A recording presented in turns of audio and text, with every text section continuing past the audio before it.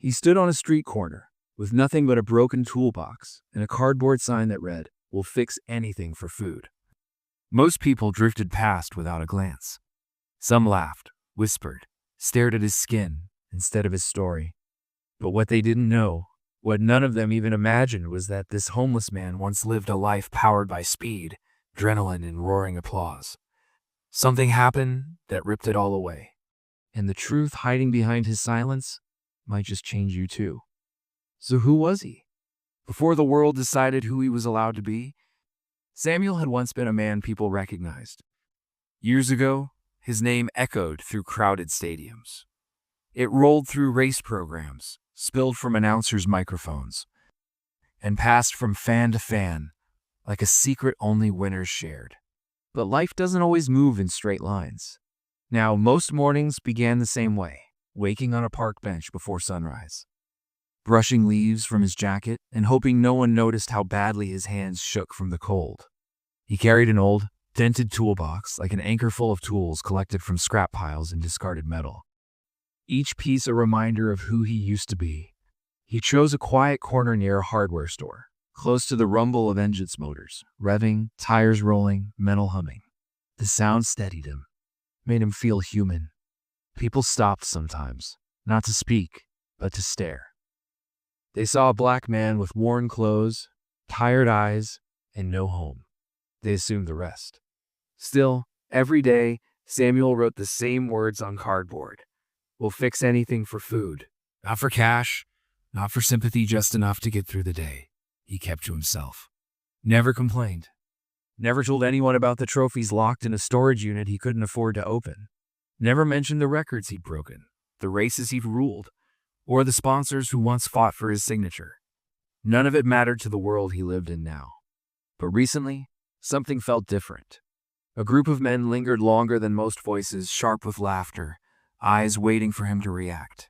He didn't know their names, didn't know their purpose, didn't know how close he was to the moment that would split his life open again. Samuel barely noticed the men at first. Most days passed in a blur of footsteps and engine sounds belonging to people who walked right by him. But the laughter, sharp, amused, pointed, kept returning. At first, it floated across the parking lot where he stood with his sign. But soon, it cut through the noise like a blade. These weren't the usual glances or forced smiles. This was attention with weight, and with intention. One morning, as he unfolded his cardboard sign, he saw them again, 3 young men leaning against a truck, sipping coffee, speaking just loud enough for him to hear. Their eyes never left him. Samuel kept his head down. He had learned long ago that silence could be a form of armor, but the men approached anyway.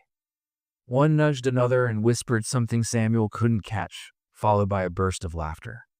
He tightened his grip on the sign and focused on the street. Someone might stop. Someone might need help. Someone might treat him like a person. But the only people who stopped that morning were the men. They stepped in front of him, blocking the sidewalk, shadows long and deliberate. "How much food you worth today?" one asked, eyes narrowing. Another pointed at the toolbox. "What's in there?" "Junk." The third man nudged the box with his boot, not enough to topple it, but enough to show he could. Samuel said nothing. He nodded politely, hoping they'd lose interest. But silence only fed them. They left eventually, but they kept returning, day after day. Voices louder, mockery sharper, insults easier.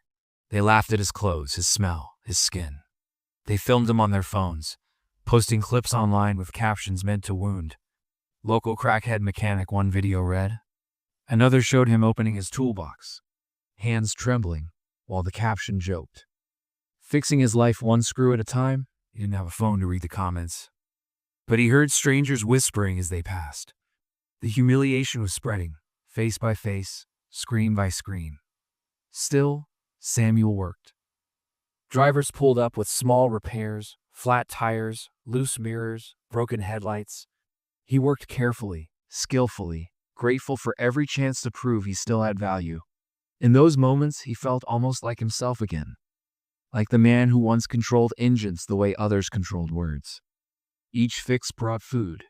Each meal brought strength. But the men didn't stop. One afternoon, After repairing a taillight, he turned to collect his toolbox and saw them approaching again. Their faces were different now, humor, no casual cruelty. Their smiles were gone. Their stride was fast, determined. Samuel backed up until his shoulders touched the wall. The leader stepped forward, voice low with anger. "Still here?" he said. "Didn't you hear? People like you don't belong around here." He clutched the toolbox to his chest. The men stared at it the way predators study prey. Before Samuel could move, the leader grabbed it and hurled it to the ground. Metal clattered across concrete. Tools spilled in every direction. Wrenches, screwdrivers, spark plugs, pieces of a past that refused to die. The men laughed. One kicked the tools farther away. Another picked up a small keychain, a trophy charm Samuel had kept from his racing days. The man squinted, confused, then dropped it, letting it slide into a gutter. Something inside Samuel shifted. Not loudly, not visibly, but enough to change the temperature of the air. He dropped to his knees, scrambling to recover what he could. His hands shook as he gathered the scattered pieces. People walked by, pretending not to notice.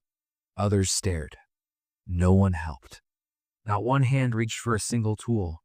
When Samuel looked up, tears burning his eyes, the men were filming again. "Come on," one said, smirking into the camera. "Fix something now." It walked away, leaving him in the wreckage. In that moment, Samuel felt the weight of injustice settle over him, not just from the men, but from every silence, every stare, every assumption tied to the color of his skin and the condition of his life. But the story wasn't finished. The men weren't done. And Samuel's buried past was about to surface in a way none of them saw coming. The breaking point came the next morning. Samuel arrived early, hoping to gather the last of his scattered tools before the street filled with people. He reached beneath a trash bin and pulled out a wrench, wiping grime from its handle. The sun hadn't fully risen, but the hardware store lights flickered awake, humming across the quiet. For a moment, Samuel felt almost invisible, almost safe. Then came footsteps. Fast, purposeful. He turned. The same three men stood behind him, faces cold, laughter gone. They weren't recording. They weren't joking. They were angry, furious that their mockery had failed to break him. The leader grabbed Samuel by the shoulder and yanked him upright. "Still here?" he growled. "Still pretending someone needs you?" Samuel tried to speak, but fear closed his throat. He steadied himself, clutching the wrench like a lifeline. The man's eyes dropped to it and narrowed. "Give me that," he snapped. Before Samuel could react, the wrench was torn from his grip and thrown into the street. The second man seized what was left of the toolbox and dumped the remaining contents into a dumpster. Samuel's chest tightened. His breath fractured. He stepped forward, desperate, but the third man blocked his path. Then came the shove. Hard. Sudden. Samuel fell backward, crashing to the pavement. Pain burst through his arm. Blood trickled from his elbow. The men circled him, voices sharp and cruel. "Look at you," one sneered. Begging like a stray dog, people watched. But no one stepped forward. Cars slowed. Phones lifted. Not to call for help, but to record, to witness, to share, to laugh later. Samuel lay there, staring up at the gray morning sky, feeling the cold truth sink into his bones. To them, he wasn't a man. He was content. Then the leader kicked something that had slid from Samuel's coat pocket, a small metal plate. It clinked against the pavement. He picked it up, confused. "What's this?" he asked. The others leaned in. The plate was old, worn, but the engraving was unmistakable. Samuel Richardson, state champion track record holder. The leader scoffed. "Nice fake," he muttered, tossing it aside. But the movement caused a nearby bystander camera, already recording, to zoom in. Someone gasped. "Wait," a voice whispered. "That name. I know that name." Ripple moved through the crowd. Recognition, shock, truth. Finally cracking through silence, Samuel remained on the ground as strangers leaned closer instead of walking away. Phones angled not to ridicule him now, but to confirm who he really was. And in that fragile, breathless moment, everything shifted. Because now, everyone was watching, and someone had just spoken. The crowd that once ignored Samuel now gathered around him, voices rising, its concern replacing distance. A few stepped forward, helping him to his feet, brushing dirt from his clothes, offering water, kindness, dignity. The men who mocked him froze, confidence draining as reality surfaced. Phones were still recording, but the energy had flipped. It wasn't ridicule anymore. It was accountability. Someone pulled up an old photo Samuel in racing gear. Helmet beneath one arm, smiling like a man who believed in the future. It was him. No question. Another voice chimed in. I remember watching him win. Words settled like stone. The young men tried to slip away, but eyes followed them. Their insults, their violence, their names captured on video. This time, the world wasn't going to look away. Samuel stood silently, tears gathering. The shock of recognition felt unreal. A woman placed a hand on his shoulder, gentle, steady. You don't deserve this, she whispered. Others nodded. For the first time in years, Samuel felt something he thought he'd lost forever. Visibility. People didn't see a stereotype. They saw a person. And though the men who heard him tried to disappear, truth spread faster. Within hours, the videos surged online, not the cruel clips mocking his struggle, but the new ones exposing their actions and his identity. People spoke up, commented, reached out. News stations called for interviews. The story exploded. In the following days, Samuel was offered shelter, food, and help, rebuilding what remained of his life. A former teammate reached out, opening a door back to the racing world. Some asked why he vanished. Others asked how they never noticed him living on that corner. But Samuel didn't need to explain everything. It was enough to stand in a place where people believed he deserved better. Still, the deeper truth remained.